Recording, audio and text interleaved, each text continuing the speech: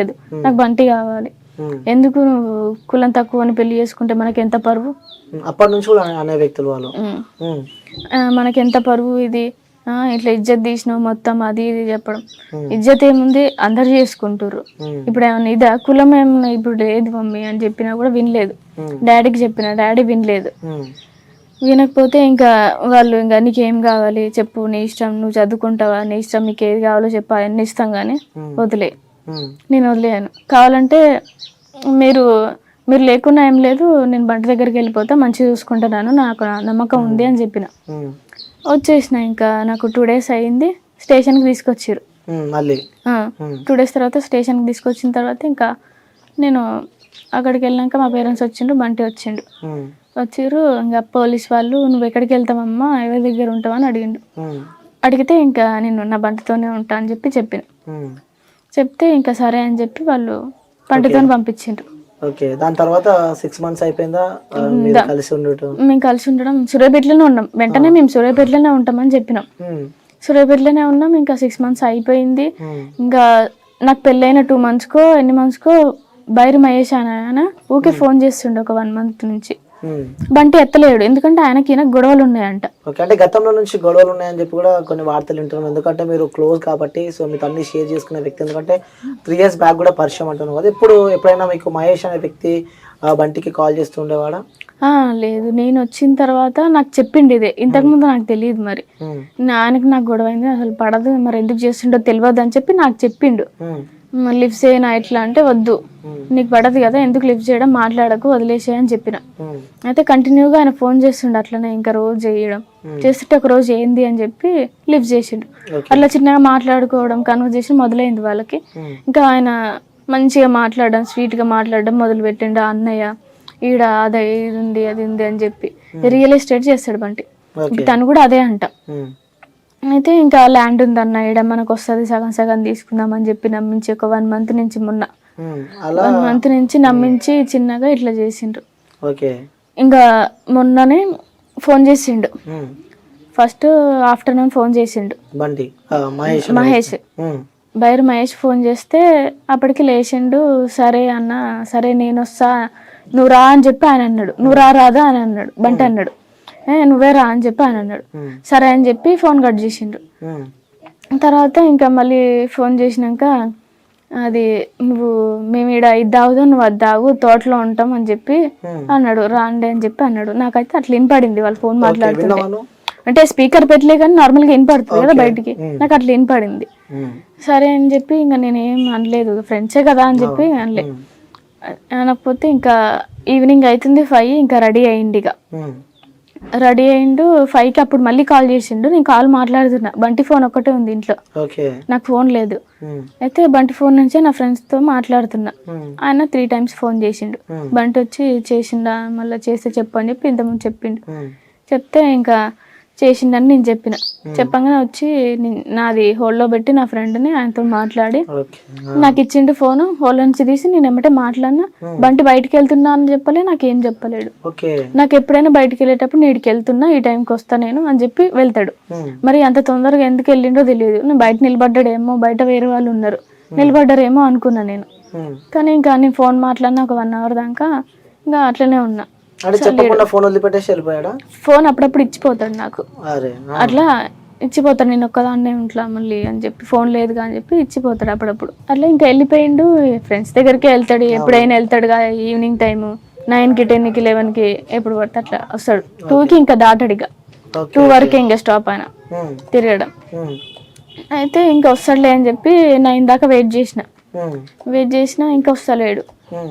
ఇక ఇంకా వస్తలేడు అని చెప్పి నేను పిన్ని వాళ్ళ ఇంటి దగ్గరికి వెళ్ళి చూస్తే 8 o'clockకి లేడని చెప్పిండ్రు. లేకపోతే ఇంకా సర్లే అని చెప్పి 11 అవుతుంది. 11కి ముందు బైరు మహేష్ నాకు ఫోన్ చేసిండు. బంటి వెళ్ళిండో లేదో తెలియదు కానీ మళ్ళీ ఎందుకు ఫోన్ చేసిండో తెలియదు నాకు. నేను నా ఫ్రెండ్తో మాట్లాడుతుంటే లిఫ్ట్ చేయలేదు. 11 o'clock నైట్.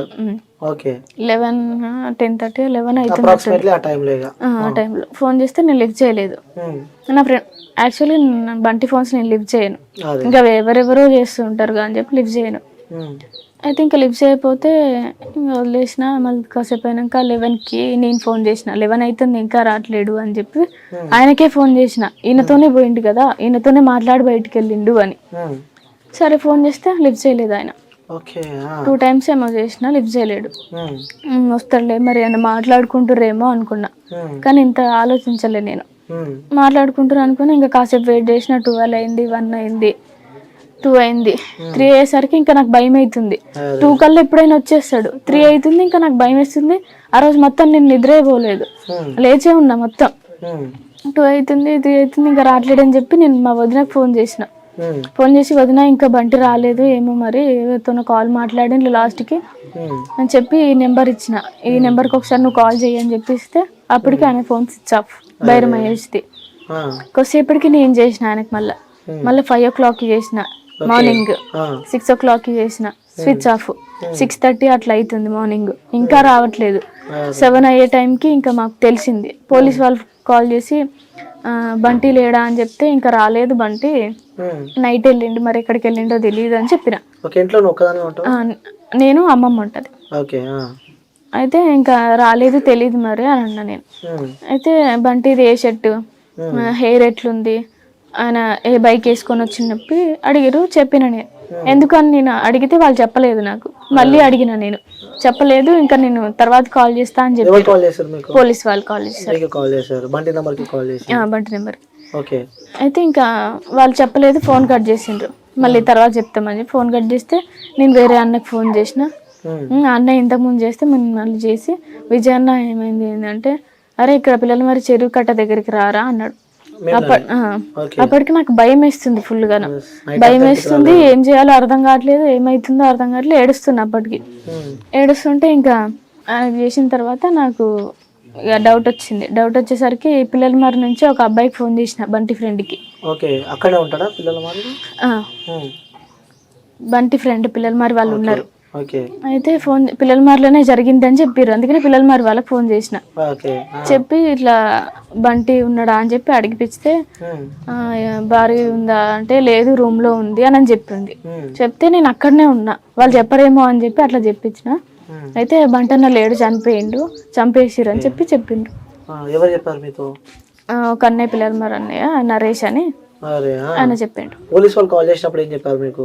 ఆయన ఏం చెప్పలేదు, కానీ అంటే ఎలాంటి షర్ట్ వేసుకుండు, ఎట్లా ఉంది హెయిర్ అని చెప్పి అట్లా అడిగిండ్రు అంతే. ఇంకా ఎవరికి కాల్ చేశారు మీరు? వాళ్ళ ఫ్రెండ్ కా? నరేష్ ఆయనకు ఫోన్ చేసిన.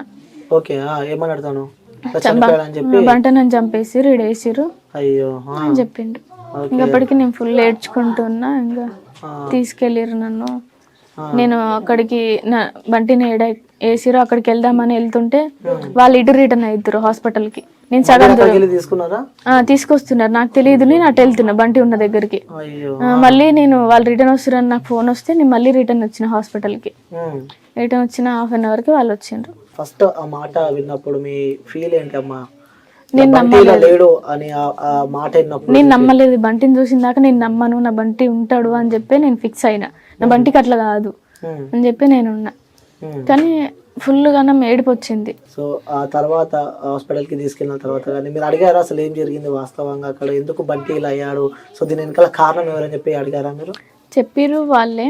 నేను ఇంకా ఏడ్చుకుంటానే ఉన్నా, మొత్తం ఏడ్చుకుంటానే ఉన్నా. అక్కడ ఫేస్ చూసి అక్కడ నిలబడి అన్నీ నిలబడి ఏడ్చుకుంటూనే ఉన్నా. మొత్తం ఫేస్ అంతా ఖరాబ్ అయింది. మొత్తం ఇక్కడ రాళ్లతో కొట్టిరు, మొత్తం ఇక్కడ కొట్టిండ్రు, మొత్తం ఏదో బ్లడ్ గారుతుంది, మొత్తం వామిటింగ్ చేసుకున్నట్టు ఇక్కడ మొత్తం ఉన్నది. కాళ్ళు మొత్తం ఇట్లా చేసిండ్రు, చేతులు మొత్తం ఇట్లా ముడి చేసిండ్రు, ఇట్లా కట్టేసి కొట్టిర్రు అని చెప్పి వచ్చింది టాక్. ఆడ తాళ్ళు కూడా ఉన్నాయంట, కట్టేసి కొట్టిరట్టుంది అని చెప్పి అన్నారు. లేదు నేను వెళ్ళలేదు. అప్పటికి నేను హాస్పిటల్కి వచ్చారు వాళ్ళు. అట్లా నేను ఇటు రిట్ అయినా, నేను వాళ్ళు అడిపోతుండ్రు అని చెప్పి నేను అటే వచ్చిన. ఇంకా చూసిన హాస్పిటల్కి తీసుకొచ్చినాక మార్చిలో పెట్టినాక చూసిన. నేను చూసిన ఇంకా మొత్తం ఎలానో నాలుక మొత్తం బయటకు వచ్చేసి పీక మీద నొక్కితే నాలుక బయటకు వస్తుంది కదా, పీక మీద కాలేసిర్రో ఇట్లా అవి బట్టి గుంజిర్రో తెలియదు, ఇంకా తాళ్ళు బట్టి నాలుక మొత్తం బయటకు వచ్చేసింది. ప్రైవేట్ పన్నీర్ అనుకుంటా, జిప్పు ఊసింది మొత్తం. ఇంకా ఆయన మొలతాడు ఈడుకొచ్చింది, ఈడుండేది అంత టైట్ అయి పైకి వచ్చేసింది మొత్తం. ప్యాంట్ మొత్తం బుడద అవ్వడం అంతే అట్లా జరిగింది. అసలు ఎక్స్పెక్ట్ చేసావా అమ్మా నువ్వు? ఎందుకంటే ఎంతో ఇష్టపడి పెళ్లి చేసుకున్న తర్వాత ఇలా అయిపోతుంది బంటి, సడన్ గా చేయి జారిపోతాడు. ఎందుకంటే పెళ్లి అయి కూడా మీకు 6 నెలలే జరుగుతుంది కాబట్టి ఇలా చేయి జారిపోతాడు మీ బంటి. ఎందుకంటే ఇంట్లో వాళ్ళకన్నా ఎక్కువ ఆ బంటిని ఊహించుకున్నాను. సో బంటితో లైఫ్ లాంగ్ చాలా హ్యాపీగా ఉందాం అనుకున్నావు, కానీ సడన్ గా ఇలా అవుతుంది అని చెప్పి అనుకున్నారా మీరు? అసలు ఎక్స్పెక్ట్ చేశారు అసలు ఆలోచన? ఎక్స్పెక్ట్ చేయలేదు. చెప్పిన వాళ్ళు నేను నమ్మలేదు. నేను చూసినప్పుడు కూడా నా బంటి చనిపోలేదు, లేచే ఉంటాడు, లేస్తాడు నా బంటి అనే చెప్పాను నేను. ఏమని చెప్పిండు చివరిగా బంటి మీతో? చివరిగా మాట్లాడిన మాటలు కానీ అవన్నీ గుర్తున్నాయా మీకు? ఆ రోజు మాట్లాడింది, నాన్న నీకు ఫోన్ కొనిస్తా, 14 ఐఫోన్ కొనిస్తా, ఈవినింగ్ వచ్చి నేను ఫోన్ కొనిస్తా, ఓకేనా, బయటికి వెళ్తా నేను తర్వాత అని చెప్పిండు. సరే అని చెప్పి నేను అన్నా. ఆఫ్టర్నూన్ అన్నం తినిపించిన నేను. ఆ అన్నమే హాలు కొట్టినప్పుడు బయటకు వచ్చింది. ఇంకా అంతే. ఇంకా మేము ఇంకా ఫేస్బుక్ చూసుకుంటా ఇద్దరం, ఆయనకో డ్రెస్ నాకో డ్రెస్ బుక్ చేసుకున్నాం అదే రోజు. ఇంకా బయట కూర్చొని కొంచెంసేపు ఆడుకోవడం అట్లా చేసాం రోజు. ఓకే. సో అంటే మీకు బంటి కోసం వచ్చే ముందు రోజు మీకు మీ ఇంట్లో వాళ్ళ సంబంధాలు చూసినట్టు, సో 2 సంబంధాలు చూసినట్టు, ఇంకోటి కానిస్టేబుల్ సంబంధం కూడా నువ్వు ఓకే చెప్పినట్టు మరి సమాచారం వస్తుంది. అవును, కానీ నేను వాళ్ళకి ఓకే అని చెప్పి మాత్రం డైరెక్ట్గా నేను చెప్పలే, మీ ఇష్టం అని చెప్పిన. ఎందుకంటే నేను బంటికి చెప్పిన ఇట్లా సంబంధాలు వస్తున్నాయి బంటి అంటే, ఏదో ఒకటి మేనేజ్ చేయి, నేను తీసుకెళ్తాను నిన్ను అని చెప్తే ఆ రోజు నేను ఏదో ఒకటి మేనేజ్ చేసిన. ఆయన ఇట్లా నార్మల్ గా మాట్లాడుతుంటే అని నేను అన్నా, బంటి అలానే అనమన్నాడు అని నేను అన్నా. ఎందుకంటే నాకు అంత ప్రెజర్ అవుతుంది ఇంట్లో, ఇంకా నాకు బయటికి వెళ్ళనియరు, నో అన్నా అనుకో నేను ఇంట్లో బయటకి వెళ్ళనియరు అని చెప్పి నేను భయపడ్డా. అట్లా బంటి చెప్పమంటే చెప్పేసిన. ఇంకా నెక్స్ట్ డే నాకు ఎంగేజ్మెంట్ అని సడన్ గా ఫిక్స్ చేసిర్రు. ఇంకా నేను వచ్చేస్తా, నాకు తెలియదు నేను వచ్చేస్తా అని చెప్పి అన్నా.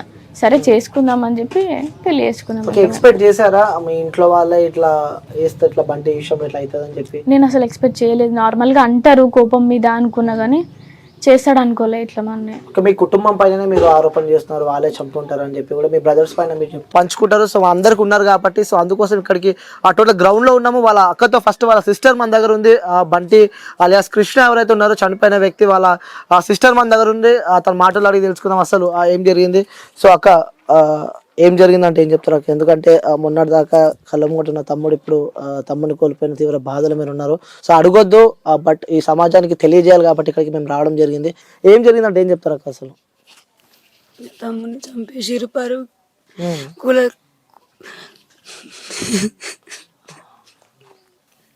ఏం జరిగిందంటావు అక్క అసలు? ఎప్పుడు మాట్లాడింది తమ్ముడు మీతో? 26వ తారీఖు మధ్యాహ్నం 3 గంటలకి వీడియో కాల్ చేసిన తమ్ముడు నాతో మాట్లాడిండు. ఏమన్నాడు? నా పిల్లలతో మాట్లాడిండు, నవ్వుకుంటూ మంచిగా మాట్లాడిండు. మా పాప ఆ రోజు స్కూల్లో డాన్స్ చేసింది, వాళ్ళతో మంచిగా నవ్వుకుంటూ మాట్లాడిండు. నాన్న మంచిగా వేసిన నాన్న డాన్స్, బంటి మామ ఎప్పుడు వస్తామంటే రేపు వస్తా నాన్న అన్నాడు. అదే లాస్ట్ ఖాళీగా మళ్ళీ నా తమ్ముడు నాతో మాట్లాడలేదు. ఇక అంటే ఏం జరిగింది అనుకుంటారు? ఎందుకంటే 2 క్వశ్చన్ మార్కులు అయితే వస్తున్నాయి. ఒకటేమో పరువు హత్య అని చెప్పడం, ఇంకొంతమంది అంటే లేదు పాత కక్షల కారణం అంటూ కూడా కొన్ని వార్తలు వింటున్నాం. ఎందుకంటే దగ్గరికి వెళ్ళి చూసిన వ్యక్తులుగా అసలు ఏం జరిగింది అయి ఉండొచ్చు అనుకుంటారు మీరు? పరువు జరిగింది. కులం గురించి చెప్పండి అన్న, మీరు చెప్పండి. ఎందుకంటే తను మెయిన్ అయితే కులాంతర వివాహం చేసుకున్నందుకే బంటిని అతి దారుణంగా కిరాతకంగా కొట్టి చంపారండి. ఇంతకుముందు పాత గొడవలు అంటే తనకు అంత పెద్దగా ఏం లేవు. ఫ్రెండ్స్ మధ్యలో ఏదో గొడవ జరిగిందంటే లాస్ట్ ఇయర్, జస్ట్ అదొక కేసు అయింది మామూలుగా. అది తప్పి తర్వాత 1 year నుండి బాగానే ఉంటున్నారు వాళ్ళ ఫ్రెండ్స్, మళ్ళీ వీళ్ళంతా కలిసి బాగానే ఉంటున్నారు. అంటే గతంలో కూడా 2-3 కేసులు ఉన్నట్టు ఉన్నట్టే అంటే మామూలుగా ఫ్రెండ్స్ మధ్యలో గొడవలు ఉన్నాయి. చిన్నగా ఇతను రియల్ ఎస్టేట్ చేస్తూ ఉంటాడు. జస్ట్ అవతల వాళ్ళు ఏదో ఉండడం వల్ల, డబ్బులు ఇవ్వకపోవడం వల్ల ఏదో చిన్న కేసు నమోదైందంట, 1-2. ఇది మాత్రం పర్టికులర్ గా పరువు హత్య అనమాట.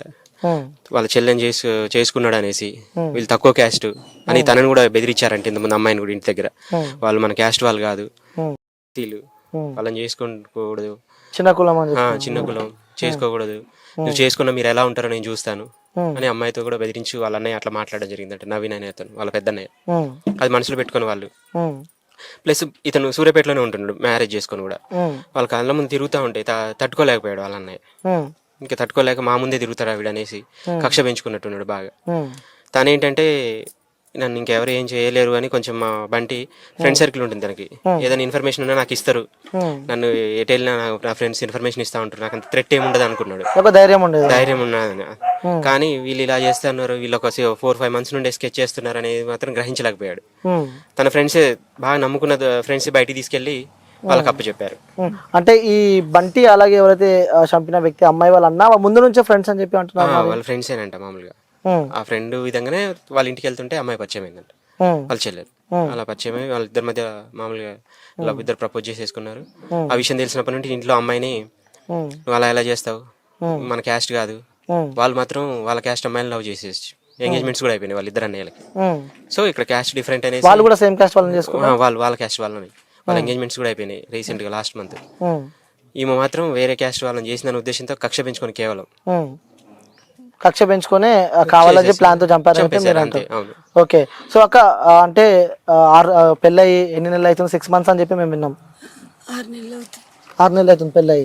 సో ఎప్పుడన్నా ఈ పెళ్ళైన తర్వాత ఎప్పుడైనా మీతో ఈ ఇష్యూకి సంబంధించి కూడా ఇలా కాల్స్ వస్తున్నాయి, ఇలా బెదిరిస్తున్నారు అని చెప్పి ఎప్పుడన్నా బెదిరిస్తున్నారు? తమ్మునికి ఫోన్ అంటే డైరెక్ట్ కాకుండా ఫ్రెండ్స్ తో ఇట్లా చంపేస్తాం వాడిని, వాడు ఎట్లా బతుకుతాడో చూస్తా, నా చెల్లెని చేసుకుంటాడా అని చెప్పేసి అక్కడిక్కడ ఇండైరెక్ట్ గా చెప్పడం జరిగింది చాలా చోట్ల. అప్పటికి మా తమ్ముడు అంటూనే ఉన్నాడు, వాళ్ళు ఏదో ఒకటి చేద్దామని చూస్తారు అక్క, కానీ 6 నెలలు అయింది కదా మర్చిపోయాడు అనుకున్నాడు నా తమ్ముడు, కానీ వాళ్ళు ఇట్లా నమ్మించి గొంతుకు వస్తారని అనుకోలేదు నా తమ్ముడు. అంటే వీళ్ళు ప్రేమించుకున్నట్టు ముందే తెలుసాక మీకు? వీళ్ళు అంటే పెళ్లి చేసుకున్న ముందు నుంచే వీళ్ళిద్దరు ప్రేమించుకున్నట్టు మీతో ఎప్పుడైనా చెప్పడం కానీ, సో తన గురించి ఏమైనా చెప్పినా మీకు? అంతకుముందు ఏం చెప్పలేదు. ఒక 1 year కింద మీ సంబంధాలు చూస్తుంటే అప్పుడు చెప్పి నేను ఇట్లా ఒక అమ్మాయిని ప్రేమించానక్క చేసుకుంటా అని వాళ్ళ బావకు చెప్పిండు. సరే అని మేము ఓకే అన్నాం. మేము వాళ్ళ ఇంట్లో ఒప్పుకోవట్లేరు. ఆ అమ్మాయికి ఎంగేజ్మెంట్ పెడుతున్నారట. అమ్మాయి నైట్ మా తమ్ముడు ఫోన్ చేసి నేను ఉండరమంటే నేను వచ్చేస్తా అని ఏడ్చిందట. ఏడిస్తే నేను అప్పటికన్నా వద్దమ్మా మీరే ఉన్నోళ్ళు, మీరు కులం తక్కువ, మీ కులం తక్కువ అని మళ్ళీ మా తమ్ముని ఏదో చేస్తాడు అప్పటికి చెప్పిన నేను. కానీ అమ్మ వినకుండా వచ్చేసి నా తమ్ముని పెళ్లి చేసుకుని ఇలా మా తమ్ముని మాకు లేకుండా చేసారు. అంటే ఏమంటుంటే వాడు అక్క ఇప్పుడు మీతో మీ తమ్ముడు అంటే ఎక్కువ ప్రేమగా అక్కతో కానీ చెల్లెతో కానీ ఎక్కువ ప్రేమగా ఉంటారు కాబట్టి కొన్ని సందర్భాలు ఇంట్లో ఎవరితో షేర్ చేసుకొని కూడా ఒక అక్కతో మాత్రమే వాళ్ళు షేర్ చేసుకుంటారు కాబట్టి ఏమంటూ ఉంటేవాడు ఇప్పుడు మీ తమ్ముడు? నేను ఎదుర్కొంటా కానీ నేను ఏదైనా ధైర్యంగా ఎదుర్కొంటా అన్నాడు. నాకు ఫ్రెండ్ సర్కిల్ ఉంది, నన్ను వాళ్ళు చంపడానికి చూసినా కూడా నా ఫ్రెండ్స్ నాకు చెప్తారు అక్క నువ్వేం భయపడకు అనేటోడు. కానీ నా తమ్ముని దొంగ దెబ్బ తీసిరు వాని ఫ్రెండ్స్ తోటి, వాడిని నమ్మించి ఎక్కడికి అడవులకి తీసుకుపోయి నా తమ్ముని చంపి. ఎప్పుడు తెలిసింది మీకు ఇలా చనిపోయాడు అని చెప్పి? ఎప్పుడు ఫోన్ వచ్చింది? ఎవరికి కాల్ చేస్తారు? మాకు తెల్లారి గట్ల 27 రోజున తెల్లారి గట్ల 7 గంటలకి ఫోన్ చేస్తే మామూలుగానే గొడవ జరిగిందని చెప్పారు, మంచిగానే ఉండని చెప్పారు. మళ్ళీ తర్వాత విజయ్ నాకు ఫోన్ చేస్తే పిల్లలు వరి కట్టగడ చంపేసిరు బండిని చెప్పారు. దాని తర్వాత మీరు పోలీస్ స్టేషన్ లో కేసు వేయడం జరిగింది. వాళ్ళు ఏమంటున్నారు? ఆల్రెడీ నా చనిపోయాడు కాబట్టి మన పోలీస్ దగ్గర నుంచి ఎలాంటి కాల్స్ వస్తుంది? నుంచి మాకు ఎలాంటి సహాయం అందట్లేదు. మా నాన్న కంప్లైంట్ ఇచ్చారు. నిన్న ఇచ్చిన పోలీస్ ప్రొటెక్షన్ అంత ఇవాళ ఎక్కడ పోయింది? ఇవాళ ఇంతవరకు రాలేదు. మీడియా ద్వారా చూస్తూనే ఉన్నారు కదా, మీడియా వచ్చి ఇంతకన్నా చేస్తున్నారు. ఇంతవరకు ఒక రాజకీయ నాయకులు రాలేరు, ఏ ఒక్క పోలీసు రాలేడు, మాకే న్యాయం జరగట్లేదు. అంటే మీరు ఎలాంటి న్యాయం కోరుకుంటున్నారు? ఎందుకంటే మీ తమ్ముడు కోల్పోయాడు కాబట్టి, సో మీకు ఏం న్యాయం కోరుకుంటున్నారు? సో గతంలో ఇంకా నెక్స్ట్ వచ్చే వారికి ఇలాంటి ఘటనలు జరగకుండా ఏమన్నా కోరుకుంటున్నారు? ఎందుకంటే మీరు తమ్ముడు కోల్పోయిన బాధలో మీరు ఉన్నారు కాబట్టి. మా తమ్ముడిని చంపిన వాళ్ళందరినీ పట్టుకోవాలి, వాళ్ళకి కఠిన శిక్ష విధించాలి. నా తమ్ముని చంపిన బైరి మహేష్ ని నవీన్ అనేటోళ్ళు మాత్రం వాళ్ళని ఖచ్చితంగా ఉరి తీయాలి. నా తమ్ముని ఎంత ఘోరంగా చంపారంటే గొంతు మీద కాలేజ్ తొక్కి మొహం మీద రాళ్ళతో కొట్టి ప్రైవేట్ ప్లేసులలో ఎట్లా పడితే ఎట్లా కొట్టి చంపారు నా తమ్ముడిని. అంత ఘోరంగా చంపుతారా? నా తమ్ముడు ఏం తప్పు చేసిండు? నా తమ్ముడు ఎవరు చేయని తప్పు చేసిండా? అమ్మాయికి ఇష్టం లేకుండా చేసుకున్నాడు నా తమ్ముడు ఏమన్నా? కొన్ని అమ్మాయిని ఏమైనా ఇబ్బంది పెట్టిండా? అమ్మాయిని ఏమైనా కష్టం పెట్టిండా? అమ్మాయిని బంగారం లాగా చదువుకుంటుండు. నా తమ్ముడు ఏం తప్పు చేసిన వాళ్ళంటే నా తమ్ముడిని చంపారు. అంటే పెళ్ళైన తర్వాత ఎప్పుడైనా వాళ్ళ దగ్గర నుంచి కాల్స్ కానీ మెసేజ్ కానీ ఈ అమ్మాయి వాళ్ళతో మాట్లాడడం కానీ? వాళ్ళ అమ్మతో అమ్మాయి మాట్లాడుతుంది. అమ్మాయి వాళ్ళ అమ్మ రోజు అమ్మాయి దగ్గరకు వచ్చి మాట్లాడిపోతుంది. ఇంటికి వచ్చి కలుస్తుంది, మాట్లాడి వెళ్తుండేనంట. అయితే నేను క్రిస్మస్ కి ఇక్కడికి వచ్చాను, వీళ్ళకి ఫస్ట్ పెళ్ళి అయింది కదా, నేను పెళ్ళికి కూడా రాలేదని చెప్పేసి క్రిస్మస్కి ఇక్కడికి వచ్చాం. వచ్చిన తర్వాత తెల్లారి వాళ్ళ అమ్మ వచ్చింది. అయితే నేను మాట్లాడాను, ఏంటి మరి ఇలాగే వదిలేస్తామా, పెళ్లి చేసుకున్నారు కదా రిసెప్షన్ పెట్టుకుందామని చెప్పిన. వాళ్ళ అమ్మ ఏమన్నదంటే, వద్దమ్మా మంచిగా ఉన్నారు కదా ఏదో ఉండనియండి, అసలే వాళ్ళ అన్నలు మంచోళ్ళు గారు చంపుతారు అని వాళ్ళ అమ్మ అన్నది. మళ్ళీ ఇప్పుడు మీరు రిసెప్షన్ పెట్టుకుంటే కోపాలు పెరిగి మళ్ళీ చంపుతారమ్మా అని చెప్పింది. అంటే ఇంకెన్ని రోజులు ఇట్లనే చంపుతారని అడిగినప్పటికీ అన్నట్టే నా తమ్ముని చంపిర్రు. ఎప్పుడు కలిసారక్క మీరు చివరిగా బంటిని?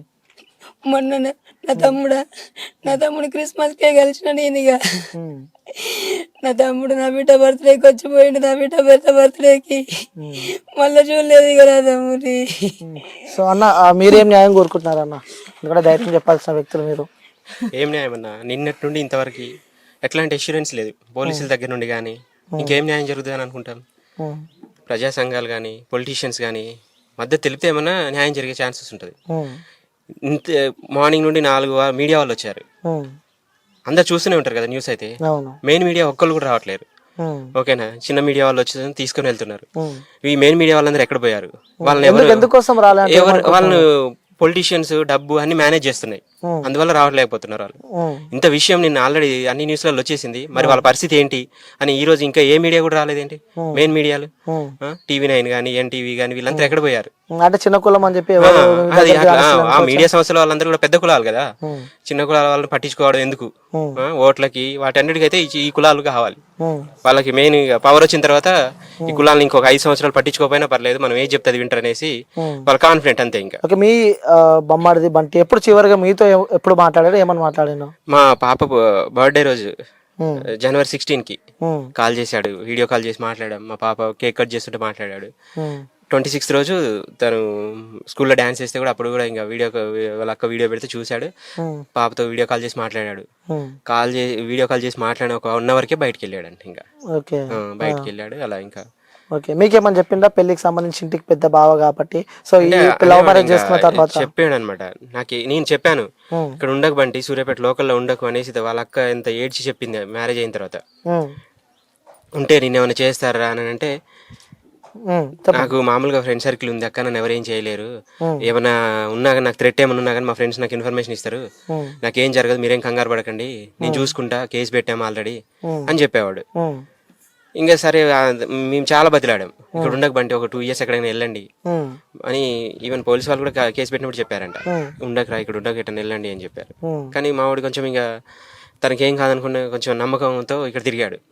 వీళ్ళు కూడా ఒక 6 months నుండి ఏమనకపోయేలోపు ఇంకేమనర్లు ఏమన్నా అనే ఉద్దేశంతో ఉన్నారు. కానీ వాళ్ళు వెనకాల బ్యాక్గ్రౌండ్ లో స్కెచ్ చేస్తుంది మా వాడు తెలుసుకోలేకపోయాడు.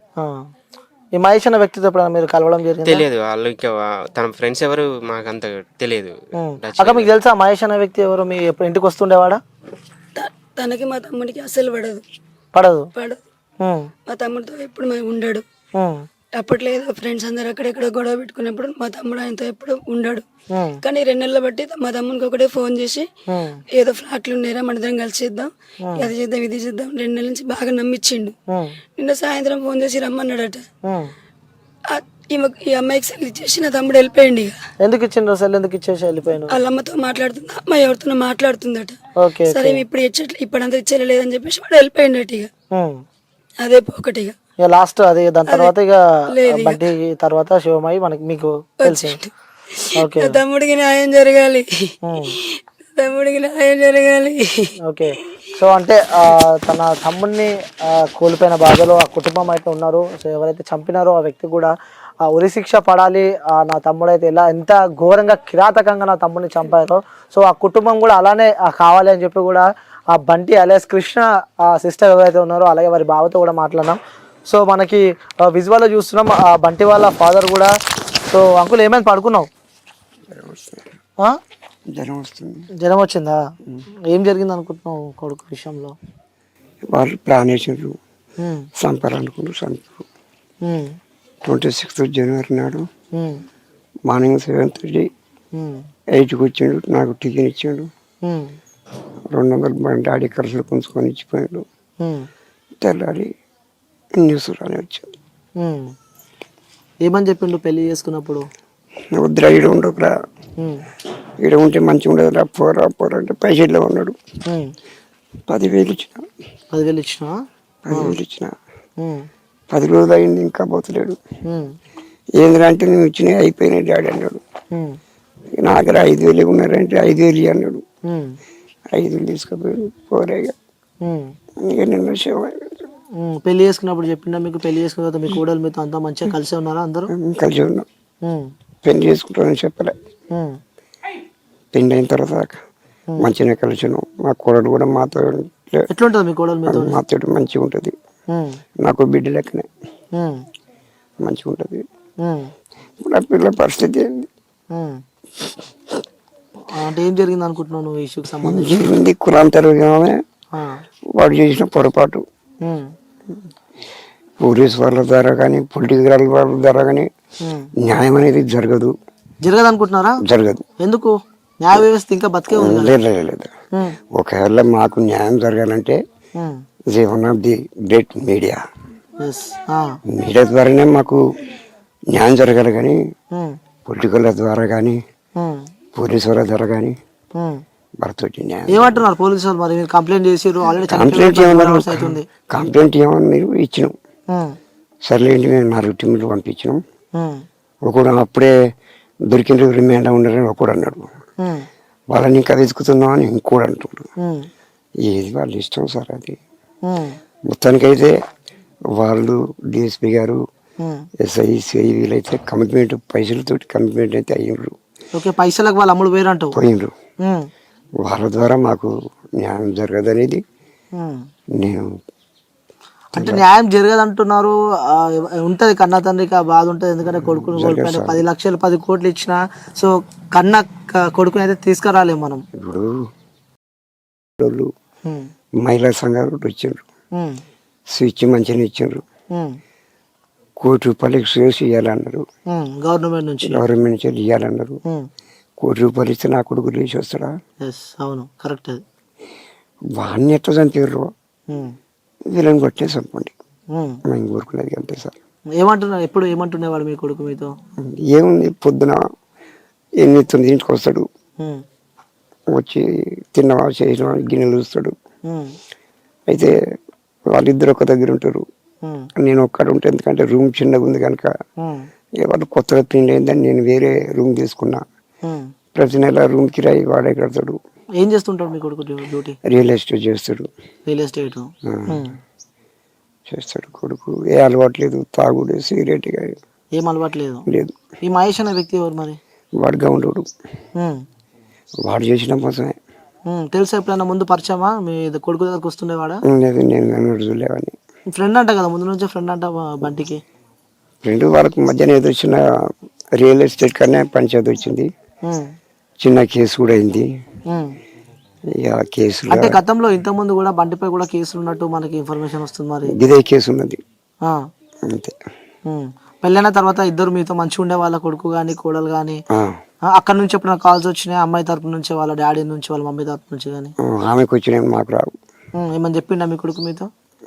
డాడీ వాళ్ళ అమ్మ వచ్చింది, అప్పుడప్పుడు ఫోన్లో మాట్లాడదంటే సరే మంచిదిరా, సరే నాకు లైన్లోకి వస్తుండ్రులే, మర్చిపోయినారని మేము అనుకున్నాం. కానీ ఇట్లా నమ్మి చేసుకొచ్చేసి నా కొడుకుని తీసుకుపోయి చంపుతారా నేను అనుకోరు. సర్వసాధారణంగా వీడు ఒక్కడు వెళ్ళడు. 2-3 ఉంటే వీడియో కొట్టేవాడు. మినిమం 15K ఉన్నారు. చదగార కొడుకు కాళ్ళు కట్టేసి. విన్నప్పుడు ఏమనిపించింది ఆ వార్త విన్నప్పుడు? ఎందుకు కట్టేసి ఉన్నప్పటి నుంచి అంత ప్రేమగా పెంచి కొడుకు ఏదో చేస్తాడు అనుకుంటే సడన్ గా ఇట్లా చేజారిపోతే అనుకున్నావు అసలు నీ కొడుకు ఇంత జల్దీ చేజారిపోతాడు? కింద పడిపోయిన న్యూస్ తెలియగానే స్లో లేదు. మొత్తానికి అయితే న్యాయం జరుగుతుంది అనుకుంటున్నావు? జరగదు అనుకుంటున్నావు? జరిగితే మీడియా ద్వారానే జరగాలి, లేకపోతే జరగదు. ఏ న్యాయం కోరుకుంటున్నాను మీరు చివరిగా? ఏం లేదు సార్, నా కొడుకుని ఎట్లా చేసిండ్రు వాళ్ళని కూడా అట్లా చేయాలి.